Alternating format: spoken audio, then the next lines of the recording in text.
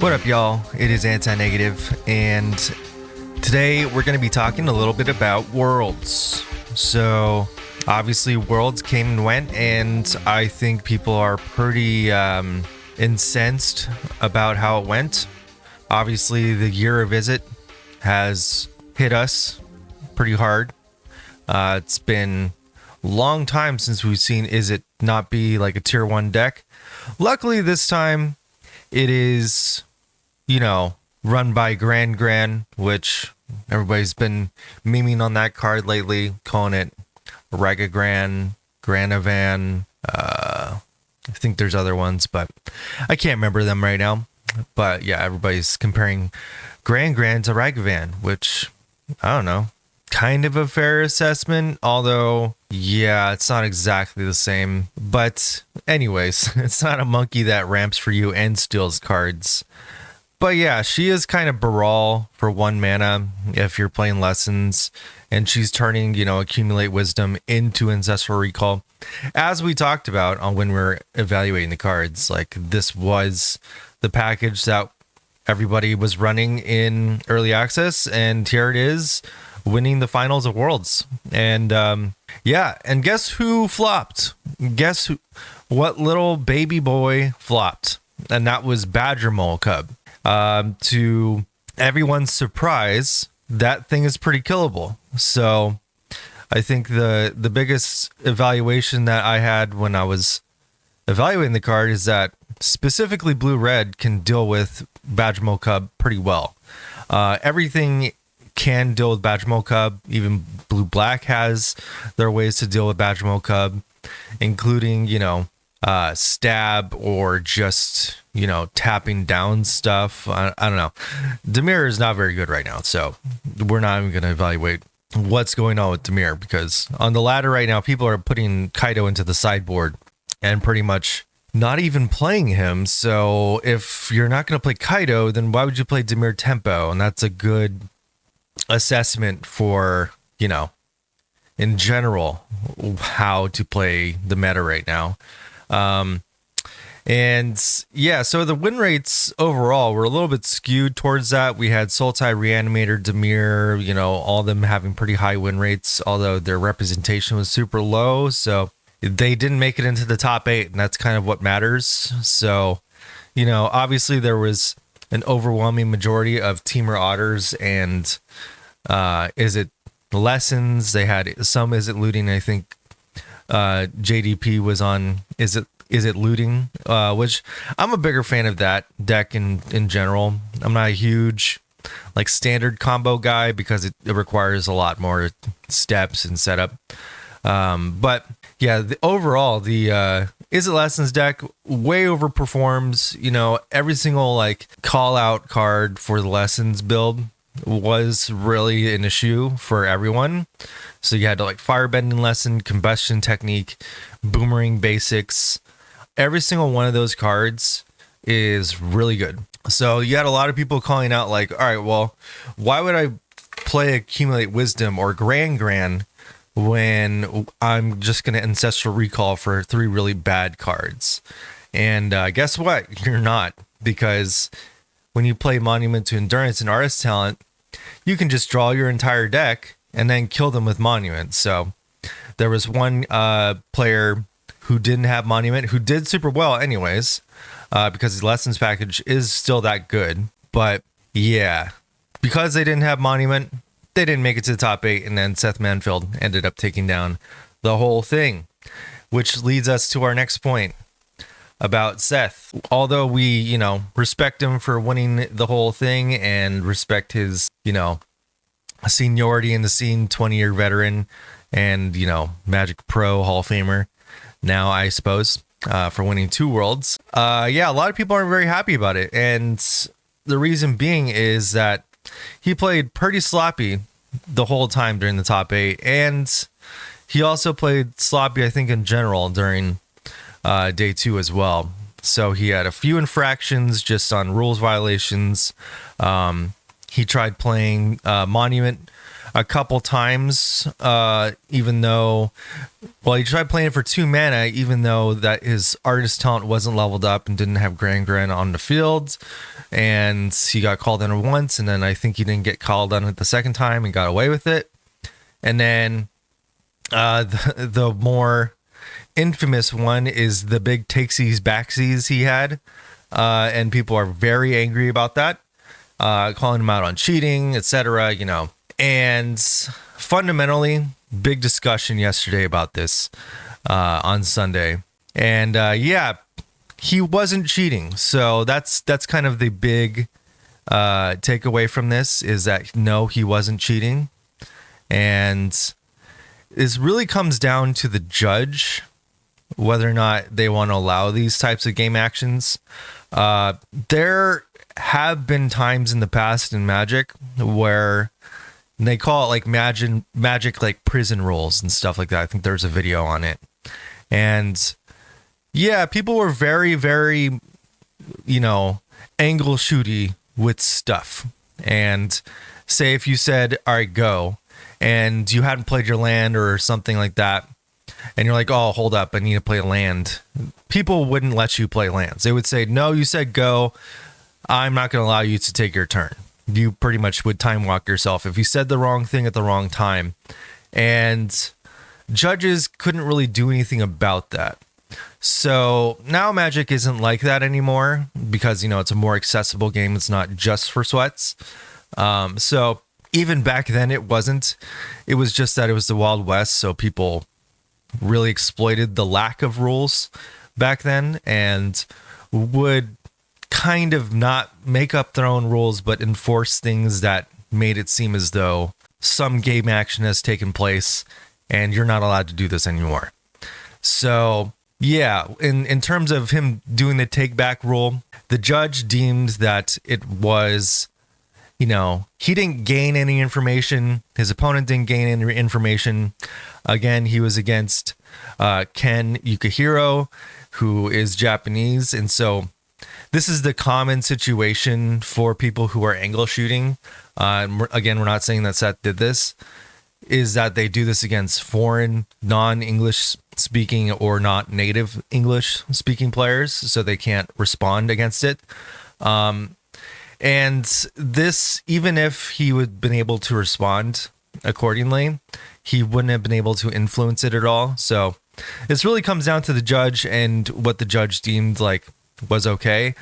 In a lot of situations, you can argue that Seth gained some information by putting something on the stack and etc. We're not going to go into too deep of detail about it because, you know, it's gone, it's done, it's, you know, it is what it is. I think the blame, if we want to put blame on anybody, which, you know, I'm kind of light on putting a ton of blame on either party here, but it's all on the judge because this action and take back was all on the judge. This is not on Seth whatsoever. He called it out, he asked, and the judge deemed that it was okay. So there are other situations where you'd be able to take back stuff as well, including on Arena with the undo button. And I believe we saw this as well in like one of the Teamer Otters, the Teamer Otters matches as well, where he tapped all of his creatures for mana with Enduring Vitality on the field, decided he didn't want to do anything with that mana, and then untapped them and asked if he could untap them. And they allowed it. So, you know, those types of things you can actually do because there are, you know, mana abilities in certain ways. So you can, like, I believe you can sack a treasure token and you can unsack it because it's a mana ability. But in the instance that you say like somebody has a Mayhem Devil on the field, you know, some other action that's being triggered because you've sacrificed something, I believe that negates that ability to take that back. Because now you've triggered other things on the playing field. If you were to contest this thing that's happened, you might be able to get a judge to rewind, you know, because say you're dead because you sacrificed this thing. In my opinion, I think you should just be dead, because if you're in the Pro Tour and you forget that there's a Mayhem Devil on the field and you're like, I'm going to sack a treasure. I'm on 1 life. It's like, I feel like you should have known that. And in the case of Seth, with a lot of people, you know, they're holding him to a pretty high standard. Obviously, he's a high caliber player, but he was on a deck that a lot of other people are on, and they didn't make the same amount of mistakes as he did. So, you know, if you want to go and argue like, well, maybe they should ban IZZET lessons because it requires too many, you know, decisions, etc., you know, I think the other players managed pretty well to not do the same amount of mistakes. They were able to remember their artist talent triggers. They were able to remember their monument triggers because they do have tokens for what part of monument has been triggered this turn. So someone forgetting that they have an artist talent trigger and then not doing that thing, because it is a May ability. You don't have to do it with artist trigger, artist talent. Just skipping over the trigger in general, though, is kind of a rules violation because the trigger does go on the stack. But yeah, with monument, you do have to remember what has been triggered, what has been done, and then remembering what discounts that you have at the same time is another thing. So if like you're forgetting about all that, you know, you can chalk it up to nerves, you can chalk it up to whatever. The fact that he alone made all those mistakes is putting him under a lot of scrutiny. And, you know, it's like he made those mistakes and then he won Worlds, and the people that lost didn't make those mistakes. So it's like he stumbled through the finish line. You know, congrats to him. It is what it is. I think the whole thing, though, with that, it being one of the sloppiest top eights of all time, I'm sure you can probably find a sloppier top eight. And no way am I saying like, oh, I could do better. And I'm sure everybody else, you know, who's scrutinizing him could also not do better. So, you know, I think really what this like puts into question is like the judging program is like everybody wants like a more official judging program, because now everybody feels like somebody messed up there, or somebody made the wrong judgment call, because this was a very much judgment call to make, especially with the amount of rules violations that he had. You know, not just one, but he had a bunch in a few games spread out. So it's not like he had a bunch in one game to give him like a game loss or anything like that. But yeah, regardless, like, made the World's finals pretty anticlimactic. I don't think anybody was really super happy, both in like Twitch chat, YouTube chat. Like, everybody was pretty mad because it was very fresh. A lot of people were getting banned from Magic's chat for calling Seth X name. But yeah, every single Twitch chat that I was checking out, because, you know, was curious, yeah, nobody was happy. Nobody was happy. And a lot of people, even the casters, made comments on the mistakes that he was making, and immediately they stopped, because it's not really a great look if the casters are talking down on a pro, or just anybody in that situation. I think mostly what people have in the back of their minds as a conspiracy is that it's kind of like the home team, you know, fouling out, but then never getting any of their fouls called on them, and then the away team getting, you know, 75% more fouls called on them, which makes people believe that if it was the Japanese players that were making these infractions, they might have gotten a game loss or gotten more warnings stacked against them, because he definitely made a bunch of mistakes and had a warning issued, but no action ever taken against him. But yeah, you know, everybody believes Seth's a good guy, and I have to believe them, you know, because these are a lot of like pretty upstanding people. So I would imagine that, you know, he's actually kind of a decent human being and is not like malicious in any of this stuff here, because there has been a lot of malicious cheating by pros. So there are not these people, the pro players, you know, in quotes, aren't immune to cheating, and you should always hold them up to that standard, especially in situations like this. But yeah, you have to hold their character in account here. Pretty unlikely that he would cheat.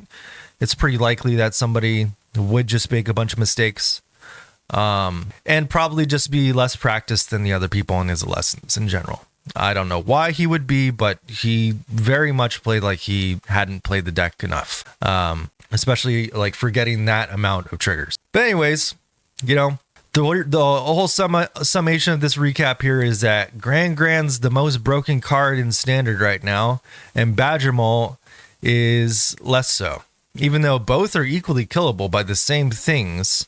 And you can even argue that Gran is more killable. The whole thing that Gran does is that she allows the discounts to be done kind of at any point. So, you know, even though you can play it on turn 1 and then make it really awkward for your opponent, like, oh, I have to kill this Gran, you can drop her like turn 6, 7, and then all of a sudden your whole hand is worth 1. So then you can do like 6 more spells right after that. So yeah, then you have, you know, the Boomerang Basics Combustion Technique package, and I said it before, Combustion Technique is broken, and to allow IZZET to have like this extremely scaled card, whereas like before you would be like, oh, 6 toughness against red, nah, they can't kill that. Yeah, no, they can't. Combustion Technique was hitting for like 10 in some cases, so Quantum Riddlers could not even handle the Combustion Technique, and it was hitting for 1.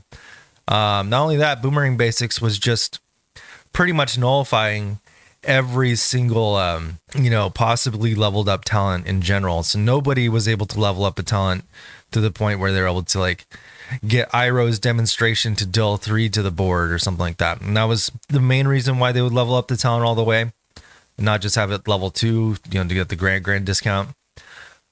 Which is one of the reasons why Gran was the only actual creature in the IZZET Lessons deck, because that's pretty much all you need from it. If you really needed a draw discard, you would just kamikaze the Grandma and just kind of like swing her into a bunch of blockers and just like not care about it. Why? Because you're not winning with creatures, you're just winning with monument damage, and nobody was prepared for the monument. And which leads me to my last point. Is anything bannable today? Well, the big thing that we're trying to measure here, and I think everybody was, including WotC, was what is BANNABLE going to do to this meta here? And it looked like BANNABLE did next to nothing. And the only deck that BANNABLE was able to be successful in was a teamer deck that was mostly blue-red and green for like some Bushwhacks, some BANNABLEs, and other ways to tutor up mana. So that's pretty much it, or, you know, Enduring Vitality, of course. So because of that, because of Simic, Ouroboros, Golgari, Ouroboros, all the Ouroboros decks just flopping, they did not do very well at all. Yeah, I think the initial evaluation stands, even though it's like super annoying that mythic rares are 2 costed nowadays. I think that is probably my biggest critique about the card in general, is I personally hate mythics, and I think they're a bane to balance, you know, and they're a bane to our wallets. You know, I don't believe they should exist. They existed in a time when Magic was threatening to kick the bucket during the recession, and allegedly they saved Magic from that because they made more reasons to buy boxes, and apparently WotC needs that. But nowadays, you know, all they stand to do is power creep the format and make a 2-drop costs $50 to $80. I think now it's down to $50 because people stopped mass buying and selling them. But yeah, so that's kind of what mythics do to a format. When everybody wants them, all of a sudden they realize how rare that card actually is. And when you see a mythic that isn't that playable, say like Appa, you know, Appa is a great card, but right now Appa is only playable in Bant Airbending, and Bant Airbending had like a 38% win rate, and it was really, really bad. Like, not only was Jeskai out for its head, like it could not win against IZZET Lessons for the life of it for some reason. I thought that was pretty interesting because the Banner deck is not jank. It just got super unlucky and it was not so great. But anyways, so Worlds was all right. I thought, and I think a lot of people thought it was kind of boring. But yeah, we saw IZZET Lessons, Gran take the whole thing down. And if you weren't playing Monument, then you were kind of trolling. That's no slight to Derek Davis, who was not playing Monument. I don't believe he was on the same meal ticket as the other IZZET Lessons players. So kudos to him for getting this far in, you know, the tournament with just kind of more of a spell-based Eddie Merc Crab build. And then the other ones that were playing Quantum Riddler did not go well as like at all. So yeah, you'll probably see this a bunch on MTGA Magic Arena Ladder. And we'll just figure out how to beat it. And, you know, again, if this deck is just obscenely broken by the time it comes to Strixhaven, which, you know, there's no guarantee that we're even going to get lessons in Strixhaven, because the whole lore allegedly is based around them being outside of school. So I'm not sure if they will still be getting taught lessons, even though life has many lessons to learn. But then you can argue that for lessons in every scenario. So I'm not sure if Strixhaven is going to have lessons. It definitely is not going to have learn. That one I can say like 80% sure learn's gone. Mainly because it just makes the game really weird and awkward. You know, you're playing with like your sideboard in your main, similar to Karn, except now Karn has like 50 cards that do the thing. Wish boards are not a really great thing for the game. But anyways, that's gonna be kind of our recap here today. You know, there's a bunch of stuff that can beat IZZET Lessons. I think Sultai probably can do pretty well against it. Maybe Orzhov, like Ketchum's kind of like exile decks. Remember, white can also answer both monuments and enchantments and creatures and kill everything and also have a win con. So maybe Orzhov exile can also do some stuff. Jeskai, I'm not sure if the Jeskai burn kind of build, I'm not even sure if you call that burn, but with the Spider-Man cards in them, I'm not sure if that was the right meta call either, even though it did pretty well. You know, on Arena Ladder or in the challenges, it's kind of the Wild West compared to like tournaments in general, because, you know, in tournaments, you're in a bubble where you're playing against other teams, and those teams are kind of like trying to guess what the best meta call is for that specific tournament and their ideas of what the other teams are going to be kind of all on, because teams nowadays just kind of all play the same thing. And that's why you see a lot of like the same decks in these tournaments like this. Luckily, this is the most diverse standard tournament Worlds that we've had in a while. So that's something, at least. We didn't have, I mean, if you count all the IZZET Lessons or IZZET decks in general together, it's back to 30%, but let's try to forget about that for a minute. Maybe IZZET is not going to be just oppressing forever. In this situation, the IZZET deck is like not tier 0 for once. So, well, for the first time in like 6 months. Compared to Corey Still and Cauldron, this is not the same type of IZZET deck. So just take a little heart in that, and to know that you can definitely beat it and sideboard against it, and it won't, you know, break your back. So yeah, I will catch you guys later. Enjoy the holiday season. All right, peace.